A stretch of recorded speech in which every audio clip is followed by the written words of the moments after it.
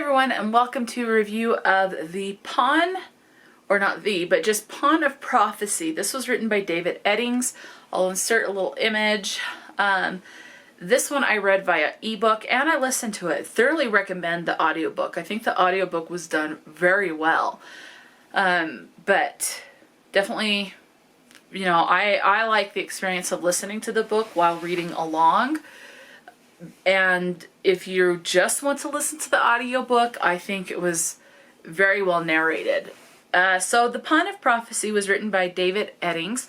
I gave it 4 stars. This is a young adult epic fantasy. A lot of the epic and high fantasies that I have read have been more adult. So it was very nice to read a young adult epic fantasy. This is part of a series. It's the first in the Belgariad series. I am budding reading this with the Bookish Bryants and several other people. We have a Voxer group where we talk about the book and stuff like that, and you just kind of read at your own pace. We're reading 1 book per month, and the first book we read for March. So there are 5 primary works in this series, so we'll read the second book in April. I don't know, I just thoroughly loved it. So you're following a lot of Garion is the main character's name, and you're seeing in the first book Garion grow up from a young child to a young man, and his thoughts and the urge to start kissing girls and starting to realize that people are talking about him and wanting to be involved with the things that the adults are doing on an adult level, wanting to be taken seriously and wanting to be included with the adults. And I thoroughly remember that as a child, so that was definitely very realistic, because I do remember it's like being at the age where it's like, I'm no longer a child, I know I'm not quite an adult, but I want to be included in the adult stuff, taken seriously from the adults, and not looked on as a child. I don't want to sit at the kiddie table anymore, things like that. So it's kind of a similar vibe.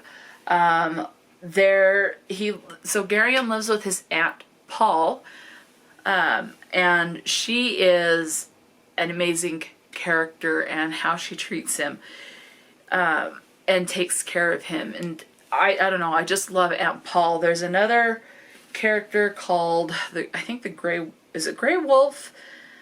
Let me see. I don't remember, but you do, when you're reading the story, you do see that there is some sort of real relationship between Aunt Paul and this older gentleman that shows up and tells these wonderful stories. Garion loves hearing the stories from this older gentleman. Anyway, so things start to happen. There's a particular group of people that are very bad, and they start to show up in the city that Garion and Aunt Paul lives, and so then they need to move. And this book is pretty much a journey because they are constantly on the move. You do meet other characters which are just a hoot, and there's several layers to the characters, and so it's fun to kind of unpeel certain layers of these characters. You don't get that very much in books, but this one I think was done very well.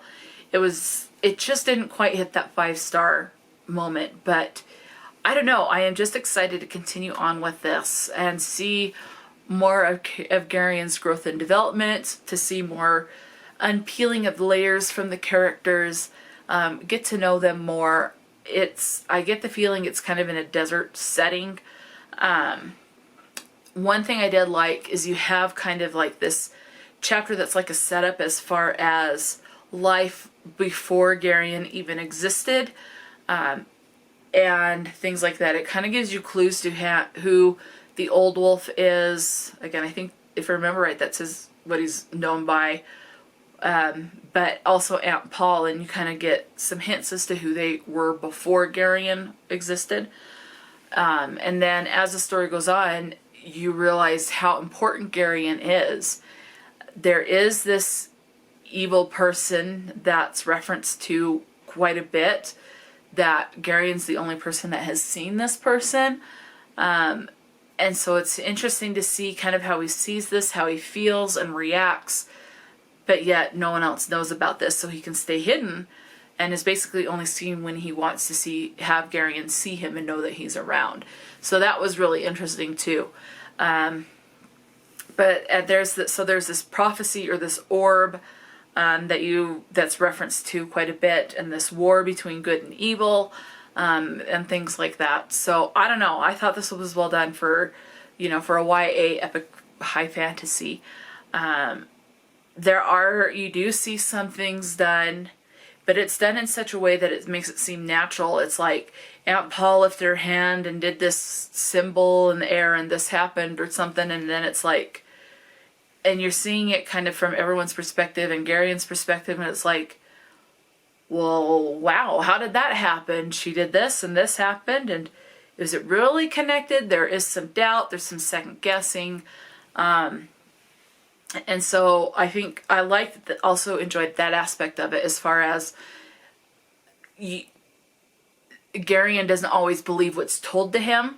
It's like, because these things are told and they are far-fetched, and some people believe them, but then you also have people that have no experience what's being said, and it's like, well, I don't believe that, or I'm not sure I believe that, and so there's some questioning. And so I really enjoyed that as well, that it wasn't just, I believe you and now let's go along with it. There was actually having to figure to trust other people and learning to trust certain people, learning who's trustworthy, even if you only start off trusting one person, but then slowly learning that there's other people that you can trust, even though you may not believe everything that's being said, and you believe that maybe it's just something that they believe on a spiritual level, but realistically on like the everyday stuff, it's just doesn't, it's not possible type of a thing. And so there's a bit about faith and believing and things like that. But I liked the toss-in of the skepticism of people that weren't raised a certain way and how they question things. And so, I don't know, that was good, and I thought it was believable. Absolutely loved Garion, loved Aunt Paul in this, and I am excited to continue on with this series. So let me know if you've read the Belgariad. I have never heard of this series until it was mentioned by Becky and Scott from the Bookish Bryants. I'll try and remember to link their channel below. If you would like to join in, we're always happy to welcome other people. It is fun. It's a very fun group. You'll need to head over, if you're interested in it, head over to Becky and Scott's channel and comment to them if you want to do that, so that you can join in. But I don't know, it's just very, very enjoyable. And I do highly recommend checking out Becky and Scott's channel, the Bookish Bryants.